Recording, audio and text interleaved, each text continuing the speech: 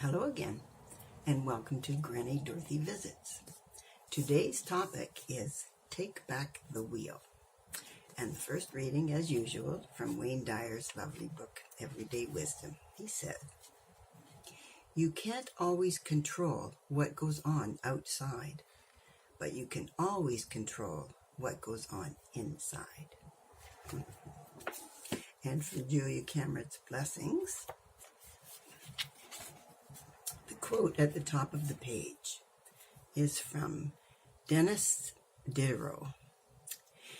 And he said, "It is said that desire is a product of the will, but the converse is actually true. Will is a product of desire." And the title is, "My will is a powerful energy used for good. I bless the steely temper of my will. The steel of my resolve graces me with tenacity, blesses me with endurance, and assures me of success. My will is a potent force which carries me in the direction of good. As I set my will on worthy objectives and goals, as I follow my will and act in accordance with its desires, I find myself moving effectively and powerfully in the world. My will is rooted in divine guidance and expressed as right action. My will is a sword that cuts away difficulties and defends the values I cherish. I bless my will for its very willingness to bless me." And from Richard Carlson's is, I'm not sure if it's the second book or which one, but it's the one that's called Don't Get Scrooged. And he's the one, of course, who did Don't Sweat the Small Stuff. But I thought that this one was appropriate for this reading. And it's entitled, Take Back the Wheel. Don't let Scrooges hijack your mind. Each one of us has a mental steering wheel, but sometimes we hand it over to a Scrooge. Just thinking about a Scrooge or a recent encounter you've had with one is enough to make you feel nuts. You could be walking your dog or sitting in a meeting, and suddenly you find your thoughts going off in a totally unwanted direction. The Scrooge has just wrested control of your mind.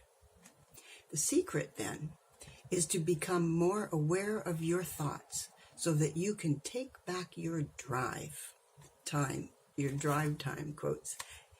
Surprise yourself sometime and tune in to the many thoughts filling your mind at any given moment. In a way, it's wonderful that we can be having dinner with a friend and simultaneously add an item to our grocery list or plan what we'll do when we get home. But it's not so great to realize that thoughts that bring us down pop up as regularly as spam on email or telemarketers on the phone.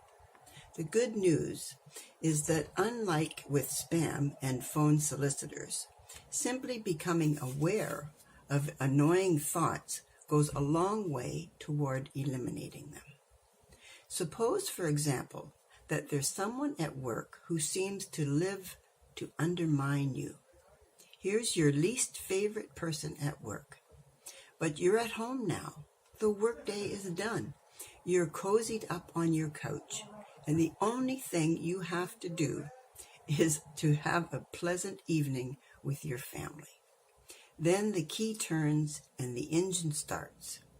You've started thinking about that jerk at work. Images of the latest sneaky maneuver by the co-workers from hell roll by like scenery. Your brow is knit, your blood pressure is rising, and you haven't heard what your spouse just said. All this while you're safe at home and the co-worker is nowhere in sight. What I call, quote, frustration recognition is simply the process of realizing when this kind of thing is happening. Once you tune in and realize that it's your own thoughts, not the co-worker, wreaking havoc with your evening. You are back in the driver's seat. You can't control what other people do, especially people who aren't even there. But you can control your thoughts, especially with practice. You can bring yourself back into the present, perfectly comfortable moment. It's disconcerting and even humbling to recognize how easily our own minds can be carjacked. But it's also a testament to the tremendous horsepower under the hood. If we can accelerate toward the brick wall of a bad mood, we can also stomp on the brakes. So take the wheel, downshift back into the moment, and let yourself enjoy the real-time scenery around you. As usual, he has such good advice. We have to live in the moment and appreciate all that we have. Okay?